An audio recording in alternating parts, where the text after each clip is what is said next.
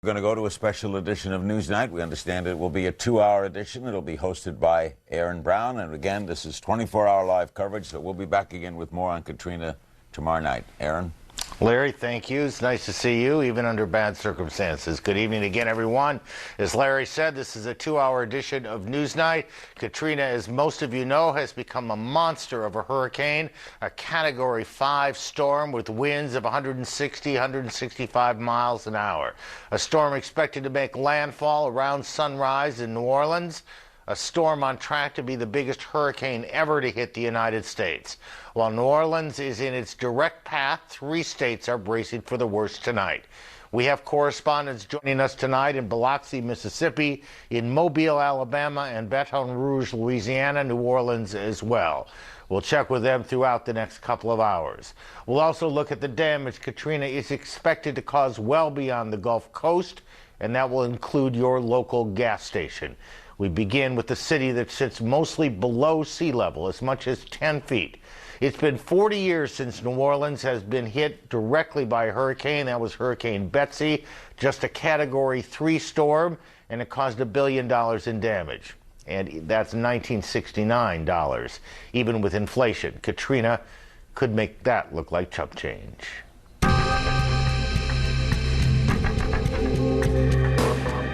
Tonight, it's impossible to know exactly how many of the 1.5 million residents of greater New Orleans evacuated. It is enough to say the roads and freeways were packed all day, and the warnings could hardly have been more stark.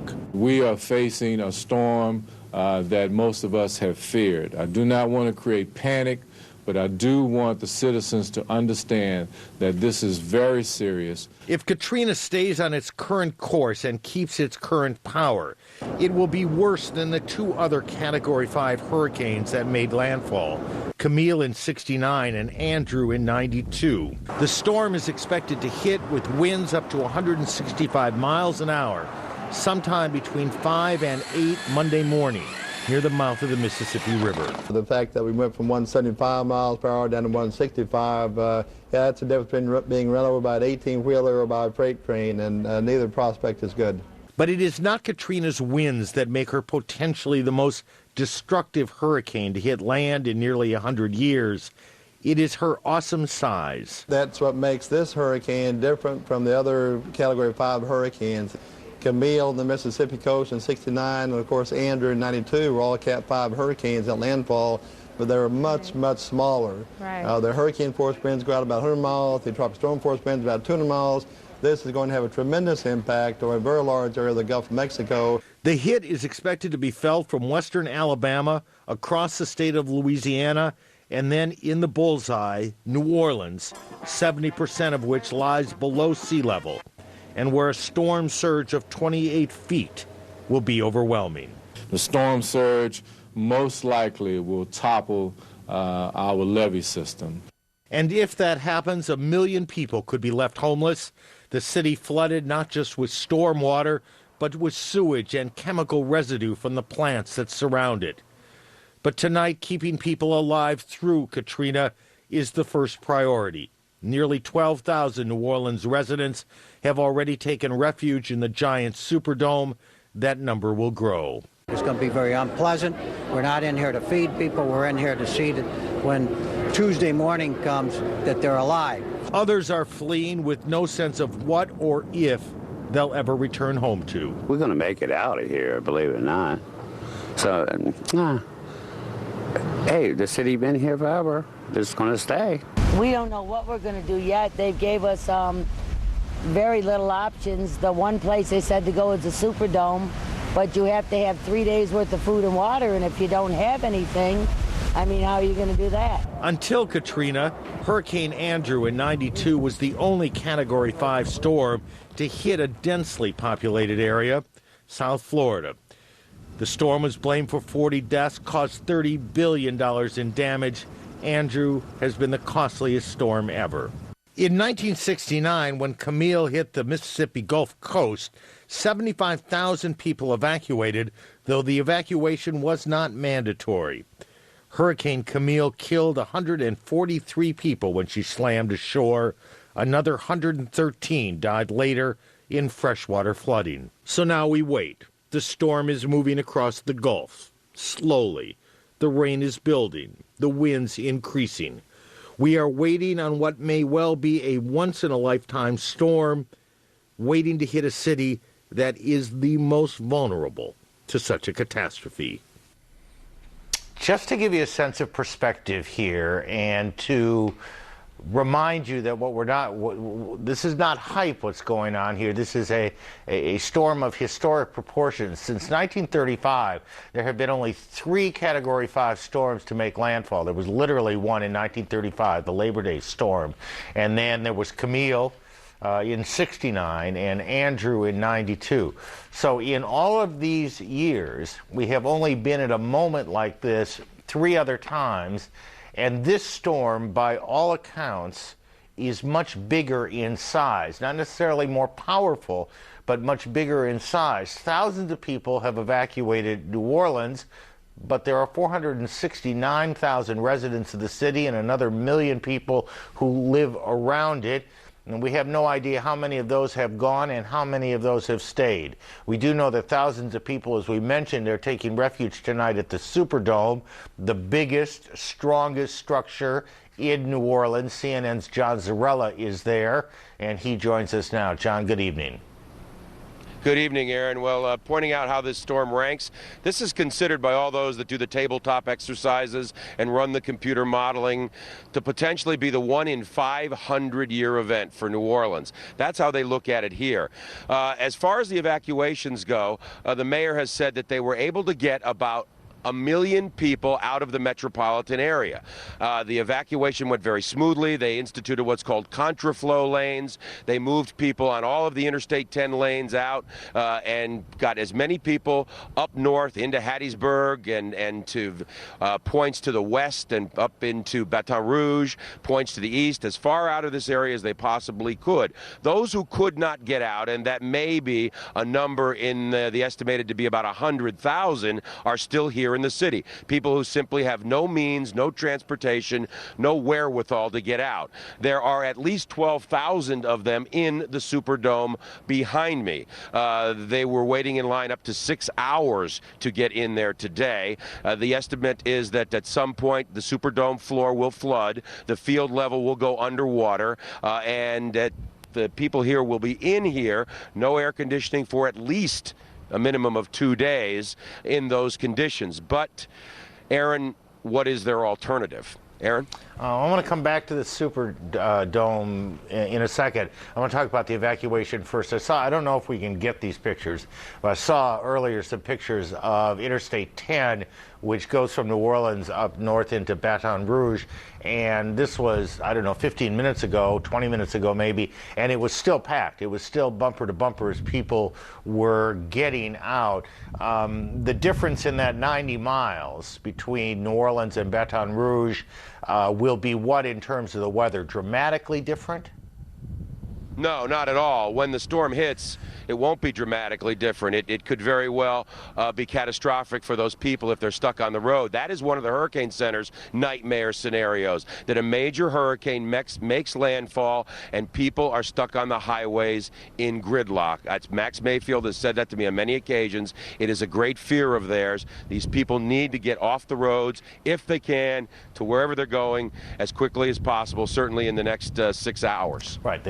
They've got some time, and so what is gridlock at 10 o'clock Eastern time is not necessarily gridlock at 5 in the morning, but it was absolutely bumper to bumper going into Baton Rouge. Now, back at the Superdome, is there food there? They have bathroom facilities, I'm sure, there. What else do they have for people? Well, that's basically it, the very basics. The people will be hunkered down literally up inside right where you would sit for a baseball game, for a football game, in the stands. People had to bring their own blankets, bring their own medicine. If they have children, they certainly had to bring anything that these children needed, infants. There is also a special needs area that's set up that has a little bit more in terms of medical care, that kind of facility. But bottom line, this is a shelter of last resort, a refuge of last resort. That is what it is. It's going to be very basic. Just just our viewers, just a second ago, I don't know if you can get that shot, Michael, again. That's Interstate 10 heading toward Baton Rouge at, I guess this would be a little bit after 9 o'clock Central Time. Right. Traffic is moving. It's not moving very fast, and it's certainly not the kind of traffic you'd expect on a Sunday night heading into Baton Rouge, Louisiana. Is the Red Cross set up at the Superdome? The National Guard is here and the police are here. I do not know if the Red Cross is here as well, although I did see some Red Cross trucks around the other side of the Superdome earlier today. Are people scared? Yes, they are, and I think that's a testament to why so many of them did leave, those that could get out, the million plus that got out. They've evacuated before for smaller storms. A lot of people say, oh, we're not leaving, we're not going to go the next time. But this one has people very, very scared because the realities of what could happen, the flooding, 15 to 20 feet of water in the city, are so real possibilities with this storm, and it has been beaten into their heads here of what could happen with this kind of storm, that they are leaving. John, just quickly, one other thing, and we'll get back to you as this 2-hour program continues tonight, but how long do they expect to be there? In the Superdome till Tuesday. That's given that there isn't water standing where I'm standing 10, 15 feet high 2 days from now. But Tuesday is the day, and then the federal government and the state government is supposed to come and get them and get them out of the Superdome. Where they will go from there, I don't know. What's the weather like? Is it raining right now? It's that calm before the storm. A light breeze, a very, very little bit of rain falling. That's it. John, thank you. Many of our viewers perhaps know this, some may not. John is based in our South Florida Bureau, our Miami Bureau. He has gone through a lot of these storms, but he's never, I suspect, gone through one like this. John, we'll check back with you. David Mattingly's out on Bourbon Street in New Orleans. New Orleans is... we tried to describe this, or looked, David, for ways to describe it, but essentially it's built like a bowl, if you will. You have these levees. It's surrounded by water on three sides. You have these levees, and the best description I can come up with is it's a bowl, and when the water, if it happens, the storm surge comes over those levees, breaches those levees, it ends up in the bottom of the bowl. That's right, and I'm standing pretty much at the bottom of the bowl right here in the French Quarter. If the dire predictions are true, there will be water well over my head here and possibly well up into the second floor of most of these buildings. And you might look behind me and see how empty Bourbon Street is right now. People who live here tell me that this street never really closes when hurricanes come through, but it has this time. It's relatively empty. The streets are wet. Nobody really down here except for a couple of people walking through occasionally. The lights are on, a very Tennessee Williams lonely feel to it right now. And we just got this newspaper that came in, the Times-Picayune. I know how you like to show headlines on your show. And here's the big one, the very obvious one here for New Orleans today, ground zero. Everyone preparing for the absolute worst, as those floodwaters could easily be coming in here and just inundating this entire city. I don't know who's going to get that paper tomorrow morning. It sounds like everybody's gotten out. Bourbon Street is, to me, about the closest thing to Las Vegas there is without gambling. That is to say, it is a 24-hour town. It's always going. I was reading earlier tonight that restaurants pretty much shut down and boarded up with no real idea when they'll open again. That's right. I was walking down through here last night just doing research, I assure you, and most of the places were still open. There were crowds here. There were people shoulder to shoulder in the streets like they always are. But in the restaurants, where you can really tell the people who have come here to stay and spend some money, the restaurants weren't even needing to take reservations last night. They had plenty of tables waiting, allowing people to come in and do whatever they needed to do. So. But tonight, a very different story. Again, in the past, they've had evacuation suggestions where people were told that they should get out of here, and the party never stopped here. But tonight, the party is relatively over. All of the places pretty much closing up shop, and people going to higher ground to whatever hotel room they might have. All right, David, we'll check back with you as well as we go along. We expect to be able to keep reporters reporting for several more hours. We're at about the 7-hour point before this thing makes landfall. Sometimes some hours before that. Obviously, we need to get people into safe locations as well, and we will. We'll talk with Max Mayfield a bit about that. There you can see some of the evacuation that is going on. I suspect that is going into Baton Rouge, so that's about 90 miles from New Orleans. And this has been going on all day. For those of you who haven't been watching, doing other things on a Sunday, this stream of cars leaving New Orleans has been going on the entire day. It's going on still tonight, and there's every reason to believe it'll go on well into the morning. They shut down the airport in New Orleans around 1 o'clock this afternoon. You couldn't get a flight out. It's been very difficult if you wanted to get out to find a rental car. Some people were going as far as Baton Rouge to find a rental car to keep on going. But as you can see, it is a messy night in Louisiana. We'll talk with Max Mayfield at the Hurricane Center coming up. Much more ahead on this 2-hour special of NewsNight as a monster of a hurricane bears down. This is not a joke. We are facing a storm that most of us have feared. Bracing for what could be the biggest hurricane ever, racing to get out of town, out of harm's way. The Gulf of Mexico, where oil is king but no match for a Category 5 hurricane. Why Katrina may cause you more pain at your local gas station. Go to your shelters. There are 10 of them. We'll be notifying you where those are. Go to a friend, go to a relative, simply go to higher ground.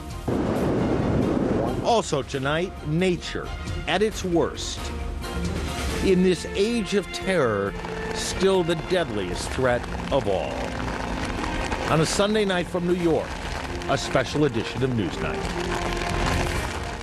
Keep watching CNN, your hurricane headquarters.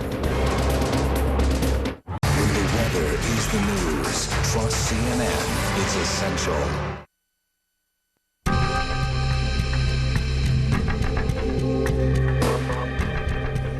Well, for reasons of geography mostly, but also because the hurricane seems to be bearing down most notably on New Orleans. A lot of our focus throughout the night, and I suspect into the morning, will be on New Orleans. But New Orleans isn't the only city to pay attention to. We've talked a little bit about Baton Rouge, which is about 90 miles, hour and a half, give or take, to the north and a little bit to the west of New Orleans. Off to the east is Biloxi, Mississippi, which is also on the Gulf. Rob Marciano, who does weather science for us, is out there tonight doing weather science in the real. Rob, good evening.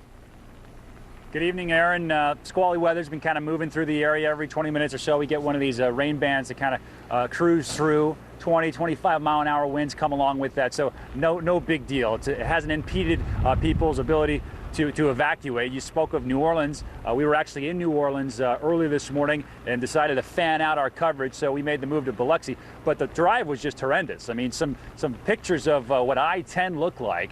Would normally be an hour drive took us 6 hours. It was a literal crawl of cars trying to get out of New Orleans, and then you ran into traffic in Mississippi because folks were trying to get away from the shoreline here as well. It looks, though, that for the most part, evacuations have gone relatively smoothly. Here in the southern part, south of I-10 across Mississippi, they have mandatory evacuations in place, and law enforcement officers have been going around actually knocking on doors and physically removing people in some cases. But folks remember 1969, which is when Hurricane Camille came on shore just about 20 miles to the west of here. So even though the center of this storm looks like it's going to New Orleans, it is so big, Aaron, with winds extending well over 100 miles outside from the center, hurricane strength. We're going to be well in that field of hurricane strength winds. I'm sorry, Rob, let's talk a little bit about what Biloxi is as a city. It's it's on the Gulf. Are there big homes, small homes, lots of resorts? What sort of town is it, and how is it prepared for those who haven't fled? Well, Biloxi likes to think of itself as the gambling capital of the Southeast. It only has a population of about 50,000 people, but this entire beach is lined with casinos, and by Mississippi state law, they have to be out on the water. So, interestingly enough, They're held down by, they're moored down, but it's possible, even though they've secured them a little bit more tonight, it's possible that tomorrow night we could see these casino barges floating down the river. So tourism is huge here in both Biloxi and in Gulfport. The beaches are pretty nice. The other thing that I find to be ironic, Aaron, or at least interesting, is that Keesler Air Force Base is based here in Biloxi, which is the home base of the Air Force Hurricane Hunters. So the Hurricane Hunter aircraft actually fly in and out of Biloxi, and we happen to be one of the cities that's in the path of Hurricane Katrina. It'd be a heck of a ride tonight, Rob. We'll get back to you, too. Yeah. Thank you very much. Okay. Rob Marciano is in Biloxi, Mississippi, out on the Gulf. Kathleen Blanco is the governor of Louisiana, and I suspect this is a long and difficult night for her, and she joins us on the telephone. You got everything you need? Do you have enough, for example, National Guardsmen and women available to you?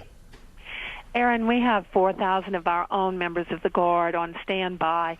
We've deployed several hundreds already to help with the shelter needs. We will deploy even more, and certainly I've gotten calls from our neighboring states, and they're ready to send any kind of level of help that we'll need in the aftermath. Nobody wants to be Pollyanna-ish about this. You always hope that something's going to happen, the storm will veer off, but I don't think anyone really expects it. So you're getting reports from New Orleans, you're getting reports from other cities.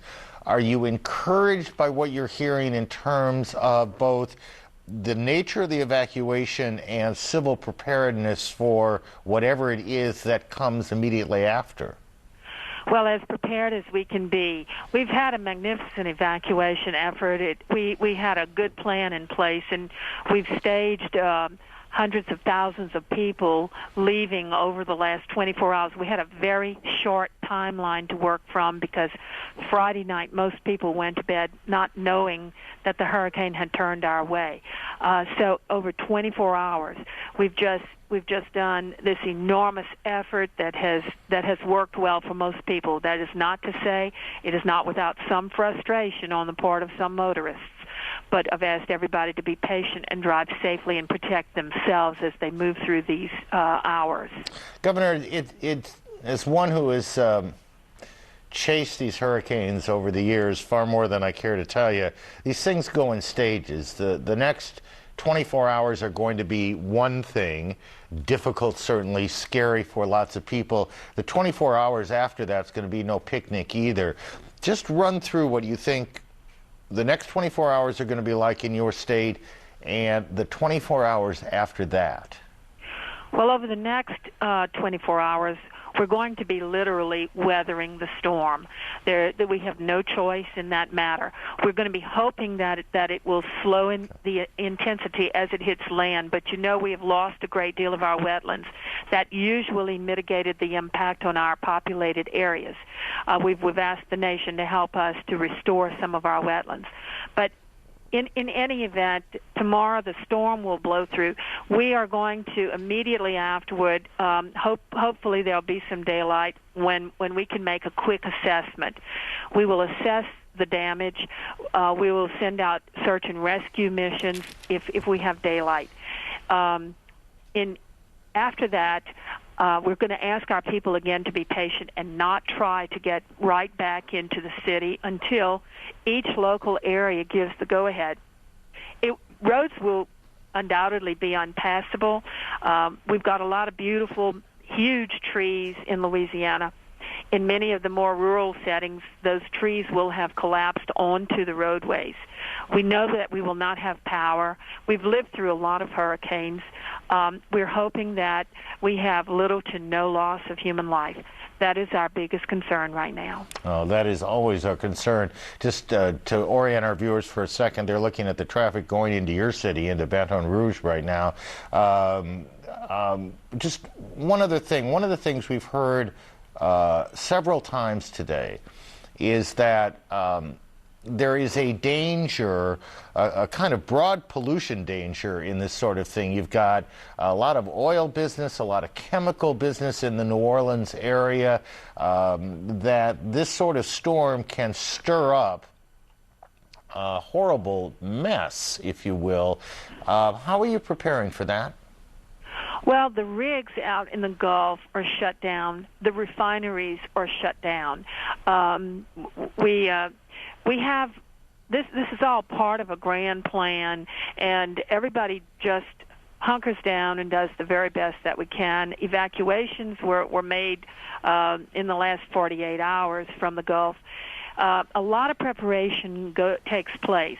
I guess, the one thing we don't know is what will happen to the actual rigs out there, how much damage will they sustain. We know there will be some. And, all precautions that can be made have been made. Governor, I'm sure you've gotten hundreds of notes and emails and phone calls today. I think people around the country, in part because of modern media, are following what's going on in your state and in New Orleans, a city that people know whether they've been there or not. I think we're all hoping for the best, that you come through the next 24 hours and the days after as well as you possibly can. Best of luck to you. Thank you, Aaron. I would ask the nation to pray for our people. We desperately need that help right now. I suspect people will. Good to talk to you, Governor. Thank you very much. We'll talk with Max Mayfield at the National Hurricane Center. Coming up around the corner, we have other things to cover as well. The storm due to make land sometime between 5 and 8 o'clock in the morning. So it is building in the Gulf of Mexico now, perhaps the worst single hurricane of our lifetime. This is a special edition of NewsNight on CNN.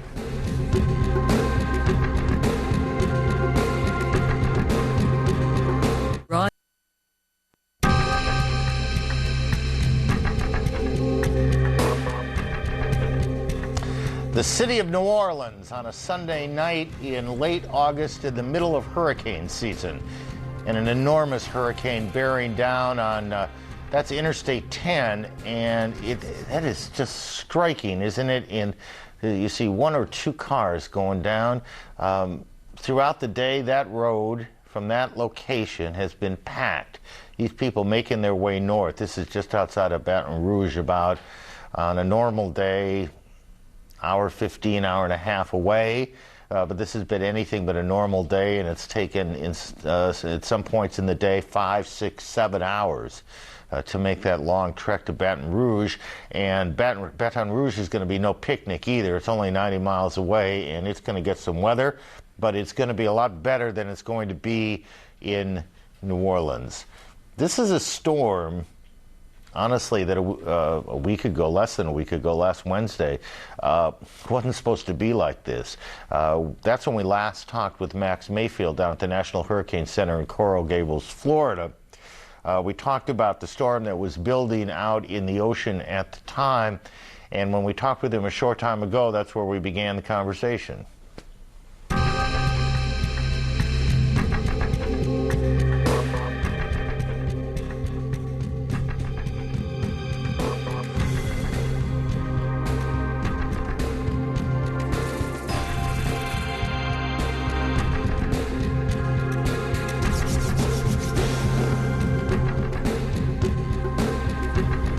Well, we obviously have some audio problem there, and we'll solve it, or we'll do our best to solve it.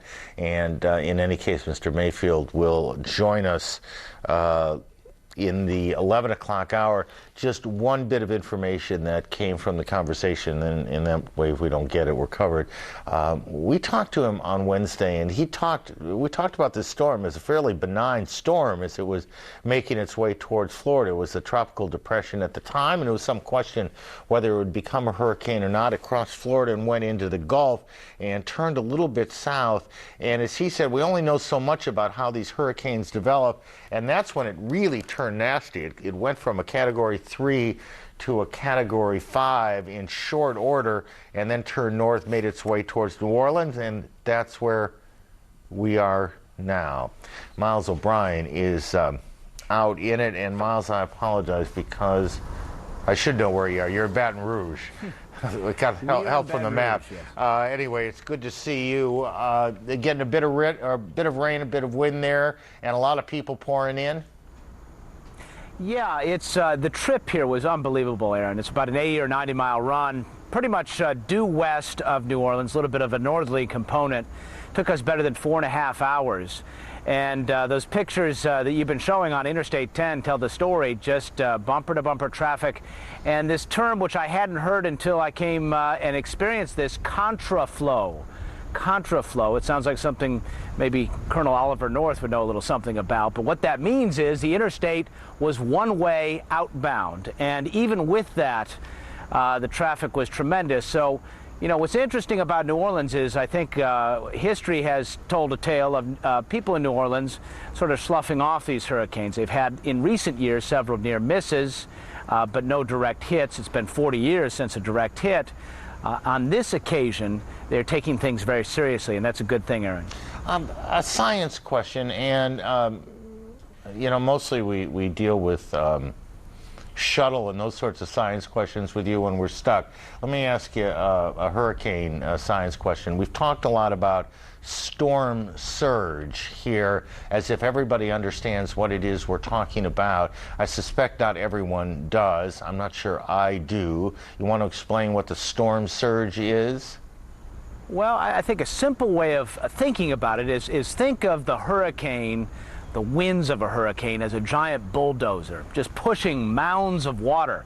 And all that water in that counterclockwise flow we always tell you about, in particular on the right side of that eye, starts building up and pushing up and pushing up. Well, as it gets shallower and shallower and closer to shore, what happens? But it just overruns the banks. And here's the problem with New Orleans. As you've been pointing out, much of that city below sea level, complicated series of levees and pumps keep it from being surrendered to the Gulf as it is anyway. The concern is here, and with a 28-foot surge, a 28-foot wall pushed by that bulldozer, that those levees will just get overrun and the city will quickly flood. What's the mood of people up there? Well, you know, I think it's a bit tense. You know, I think the anxiety is really coming through as you hear the politicians speak, as you hear the mayor. I heard the governor speaking with you just a little while ago, and there's a sense of resignation in there. But there's this tenseness because I think while you know, you sort of have to accept the outcome as the storm is going to come through. What lies ahead here is potentially devastating for quite some time to come, and I think there is that sense of well, I guess foreboding would be the word. I think that's a really interesting point. I mean, we both chased these things over the years for a while now. Neither of us is kids anymore, and we've chased our fair share of hurricanes. And what often happens is, for those of us in the news business, is we're there when the thing hits. We report on it when it hits. The next day the sun comes out, and we tend to pick up and leave. What happens to the people who stay behind, the residents of Myrtle Beach or Baton Rouge or Louisiana or what have you, is they have to pick up their lives. And a storm like this could take not days, but weeks and potentially months. And if you look in some parts of Florida, they're still picking up from Andrew. Yes, they are. I'll never forget, you know, coming into to the Miami area right after Andrew hit and driving for mile upon mile, and every single house you saw had roof damage or completely lost a roof. I should also point out, you know, really this can go into the years. I was in Fort Pierce recently, and of course you remember last year with 4 hurricanes that went across Florida, and right near the Fort Pierce airport is a huge city of mobile homes. These are people who are still displaced. So you're right, there's a very good point here. In some sense, when the media is there, the Red Cross is there, the focus of the nation is on a place like this, in some sense it's easier for people. Eventually we go away and the hardships continue for many months to come. Miles, I know that if the weather gods allow, you'll be anchoring American Morning from Baton Rouge tomorrow morning at about the point this thing comes ashore. So get some rest, stay safe tonight, you and all your crew down there, and we look forward to your reporting tomorrow. Thank you.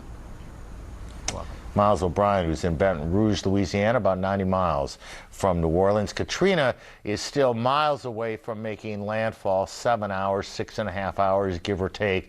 But the storm already is being felt well beyond the Gulf. Oil prices surged to record levels in electronic trading tonight after the Gulf of Mexico halted more than a third of its oil production.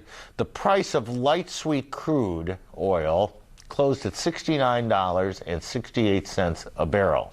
That's up $3.55 55 cents from Friday's close.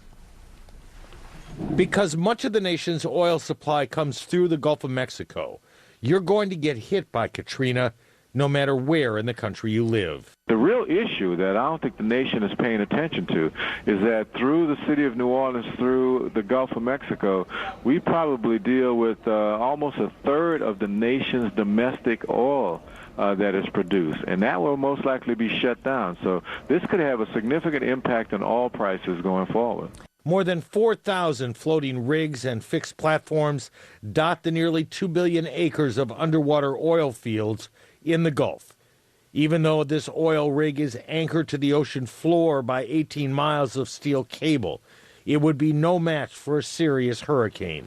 Oil companies have already evacuated workers, and close to 1 million barrels of daily oil production in the Gulf has ceased. In this type of event with a hurricane, it stops all that operation.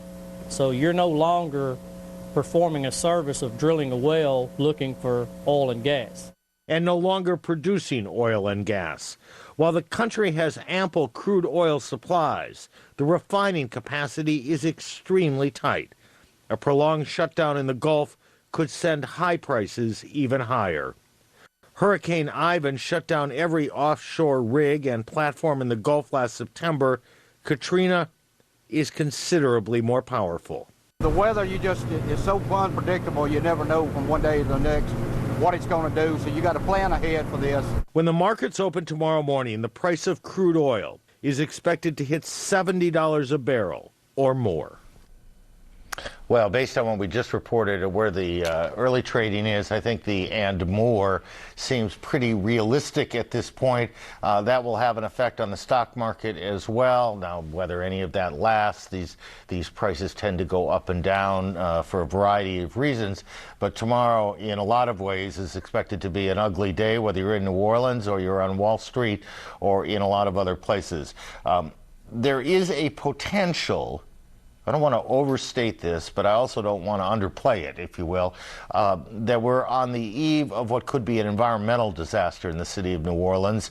As you look at people making their way out of New Orleans and into Baton Rouge to try and seek safety from the storm, we'll talk about the environmental implications, the chemical plants, the refineries, all of which could be devastated by the storm when it comes ashore tomorrow morning. We'll take a break first. This is a special edition of NewsNight on CNN.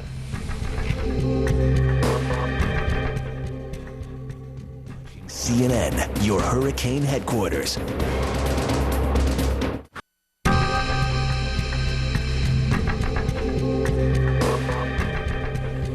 We're in those strange and disquieting hours before something's going to happen. There's a kind of inevitability to the storm coming ashore, and an inevitability, I suppose, of the damage that we're almost certain it will cause. And so there's not a lot to show you at this point, as we show you again the traffic moving into Baton Rouge, but there's a lot to think about and to talk about. We came across some comments tonight on, in some respects, I suppose, the worst-case scenario. I hope it's the worst-case scenario, made by Ivor Van Heerden, who is the director at LSU's Public Health Research Center. And Professor Van Heerden joins us by telephone now. The thing that jumped out at me is you compared this to, you said this could be our Asian tsunami. Tell me how you meant that. Well, there are two important aspects. One is, we're looking at the potential of a Category 5 storm hitting New Orleans right on. The computer models, the damage computer models, suggest that at least 85% of all structures will be badly damaged or destroyed. So those are homes, whatever, which is a very significant event. I draw your attention to what parts of Homestead, Florida look like after Andrew went through. Well, that could be a large part of New Orleans. The second thing is, as you were mentioning earlier in your program, is the storm surge. And the potential is, especially if the storm moves a little bit more to the west, that we could, in essence, fill up the New Orleans Bowl from levee top to levee top. So in many areas, 20 or more feet of standing water. We talked earlier with the governor about this, and I'm not sure we got very far. Let me try this with you. People tend to think of New Orleans as good food and jazz, but it's also a city that has a large petrochemical industry. You have a lot of facilities there that are going to take a hit and may not survive it, and the implications of that, I guess, is what I'd like you to address. Well, what we know from the computer models that we generate on our supercomputer at LSU is that the initial flooding comes from the east side of New Orleans and the west side, and both areas are highly industrialized. The east area, known as the Industrial Canal, very aptly named, and on the west side is the Norco-Destraham Industrial Complex, which includes, refineries and other chemical plants where there's the potential of release of chemicals such as benzene and hydrofluorine. Now, those waters then will enter the city. They'll be potentially contaminated. Within the city, we've got, as any city, a lot of chemicals stored. But one of the unique features of New Orleans, as you're aware, we bury people above ground. Well, for the same reason, we put most of our gasoline, avgas, and diesel storage tanks above ground. So these features are generally just held in place by gravity. When you flood them, they will float, share their couplings, and there's a potential of all this rather volatile material being released into the city. So if you look at this worst-case scenario, and this hurricane, Katrina, has that ability, especially if it moves a little bit west, to fill the bowl. We'll be New Orleans would be that proverbial witch's brew of chemicals. All right, I want to pick up on that point. I need to orient our viewers a little bit to what's on the screen. That kind of shaky shot, I believe, is Lake Pontchartrain, though it's honestly it's a little hard to make out what it is you're looking at, but I think that's where we've got the camera focused. If this witch's brew were to in fact form, what are the near-term implications of that for the residents of New Orleans, and the long-term implications of that to the residents of New Orleans? Well, in the short term, there would be a major task in trying to get those waters out of the city. The city's a bowl. It's like a bathtub with large parts below sea level. So the estimates are it would take 3 months, 90 days to get rid of that water. Well, imagine your own home badly damaged from the wind, totally submerged by water for 3 months. There'd be very little of it that would be salvageable. So the potential, and again, this is just the potential right now, and it very much depends on whether the storm goes west or east of this present track, is that residents wouldn't be able to return to New Orleans, and we would have to look at housing them elsewhere for perhaps a significant length of time. What you've just outlined is an unbelievably frightening prospect. So let me ask you a kind of Chicken Little question, if you will. Sure. I don't know, on a scale of 1 to 10, however you want to frame this, what do you think the likelihood is that we're going to, tomorrow night, look at the situation in New Orleans and sort of seriously say, oh my God, we've lost a city? It's about 50-50 right now. We're getting ready to do some more computer runs. The more west the storm moves, the greater the surge. The more east the storm moves, the less the surge. Right now we're praying for it. Unfortunate for the folk in Mississippi, we're praying for it to continue to move to the east. Do you think, sir, that all of the things that could have been, I mean, there are certain things that are just a fact of geography, and there's not a whole lot you can do about it. That's just the way the city is. But in terms of those things that can be anticipated, reinforced, prepared for, what have you.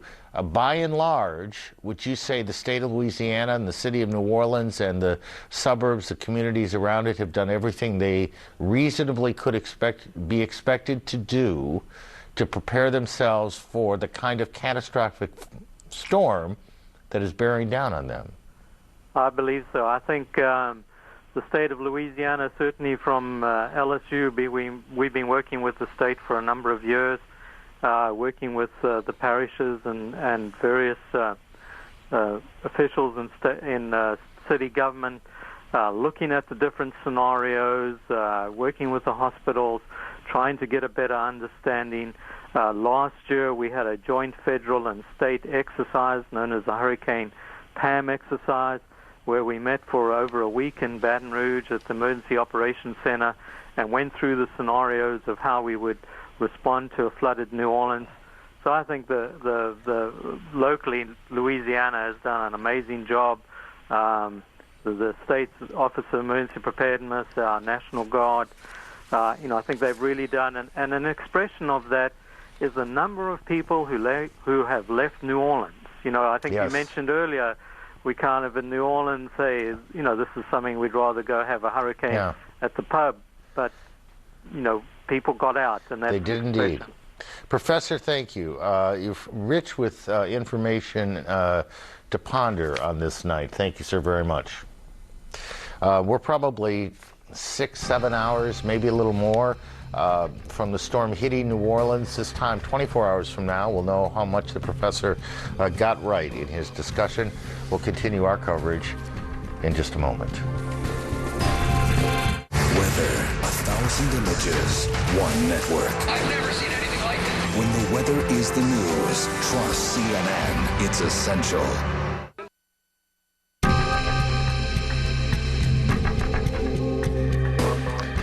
Quickly, as we approach the top of the hour, give me the shot of Lake Pontchartrain. We can put a little more relief in it. You have the shot. You can see some of the waves coming ashore as the weather is building, the wind is building, the rain is building. Those people left in New Orleans, don't know how many they are, might want to pick up a copy of the New Orleans Times-Picayune. This is the headline. Ground Zero is the headline, and New Orleans tonight certainly seems like ground zero for what may very well turn out to be the storm of our lifetime. CNN special coverage of Katrina continues after this break.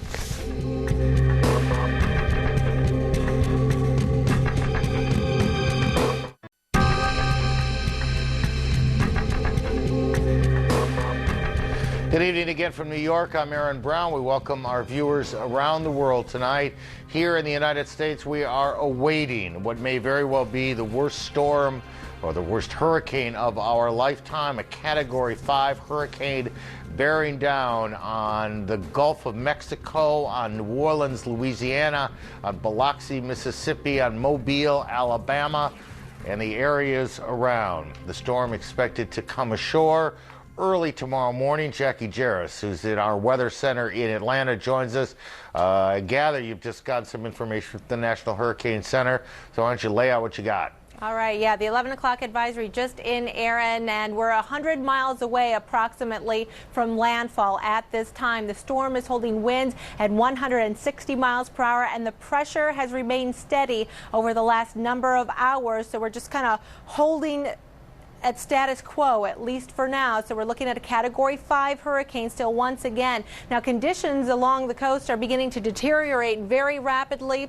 These outer bands have been hitting all day, but now we're starting to see some of the very strong winds begin to kick in. Sustained tropical storm force winds, 39 miles per hour plus to be tropical storm. We're seeing plenty of 40s now. There you can see Grand Isle at 41 miles per hour. We've been seeing some 30s a little farther up to the north. If you can head there, you can see Port Sulphur, 35 miles per hour, 31 miles per hour. And we've got a few hurricane force wind gusts just offshore. So we're going to start to watch those hurricane force winds arrive. They extend out about 100 miles from the center of the storm, and that's just about the exact location. It's about 170 miles, by the way, away from New Orleans at this time. tornado watch in effect across eastern Louisiana, lower Mississippi, Alabama, and the Florida Panhandle. We're going to start to see some gusty winds kick in with these squall lines around Mobile. Also, we've seen some around Pensacola, 20, 40, 50 mile per hour gusts can be expected there. The forecast cone, the cone of error, begins to get a little bit smaller here, and there you can see no shifts in the forecast track. Looks right on target. Still looks like it's going to be going right over New Orleans, with still a little bit of room on either side of this line, but a lot of certainty of where it's going to be hitting now. We're expecting that timing to come in the overnight hours tonight, probably before dawn. We think it will be over New Orleans sometime between 7 and 10 o'clock in the morning. All right, Jackie, let me ask a couple quick things, all right? You said early there that the pressure hadn't changed. Right. What does that mean to me? Well, when the pressure drops, that's a good sign that the storm is intensifying. If it rises, we could be seeing a little bit of a cycle of it weakening. We don't